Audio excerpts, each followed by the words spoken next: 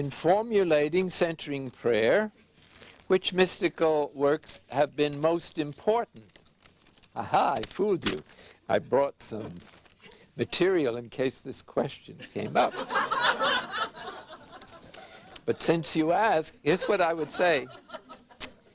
Choice of place, inner and outer solitude, the source.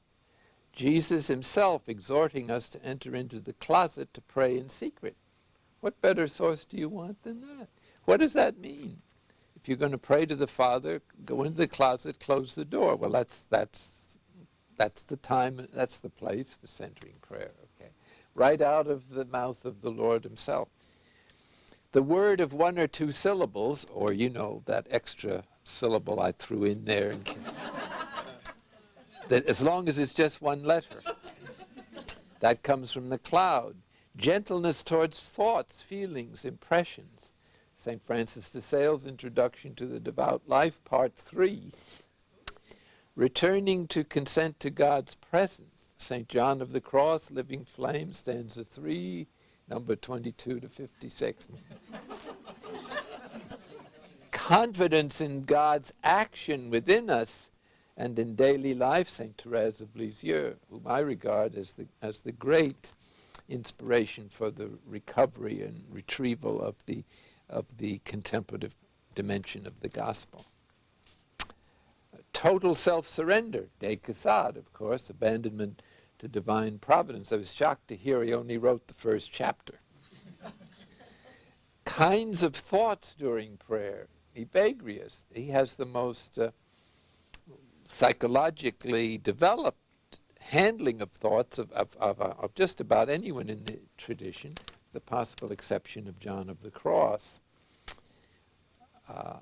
Unloading of the unconscious, or the dark nights, which is a very important factor in our teaching. St. John of the Cross, The Dark Night, books 1 and 2. The secret ladder of contemplation, the ladder of pure faith, is against exuberant mysticism. Again, that's St. John of the Cross. So really, I think St. John of the Cross is one I've depended very heavily on for my inspiration in developing the actual method and using thoughts and so on.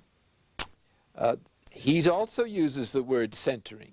Look up the Living Flame, stanza 1, numbers 10 to 14 sometime. There you find he describes centering as the process by which we move through our own inner center, that would be the spiritual level of our being, and into the center of God. And he says we only come to our innermost center when we're totally centered in God. So I don't think centering prayer is too bad a word in that perspective.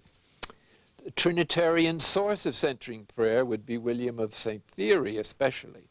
The Christological focus, St. Bernard of Clairvaux, and many others, including Cardinal Berulle, who's outstanding. The ecclesial dimension, or bonding with the mystical body. Here you have St. Augustine in his great teaching of one Christ loving himself as a description of the Christian community, or all the Pauline theology about the mystical body of Christ. Continuous growth in divine union, St. Gregory of Nyssa. The laying aside of thoughts as a way of prayer. Again, the Evagrius and those who followed him, the hesychasts of the Eastern Christian tradition. Disregarding thoughts as the ravings of a maniac, St. Teresa of Jesus, the way of perfection. Deepening levels of union with God, the interior castle, St. Teresa does a great job there. And finally, charm, humanness, and humor, to which I think we could refer to some of the Desert Fathers, not all of them. A few of them were a bit grouchy. St. Philip Neri, and above all, Teresa of Jesus, whose great charm and humor appeals in spite of some of her mistakes. I guess we took care of that. So in other words, the centering prayer is like a blend of the finest teas the finest of herbs from the whole tradition, sort of steeped and stewed and blended so that we hopefully have come up with, along with, confronting it with modern sciences, hopefully we have a pretty good product. Try it.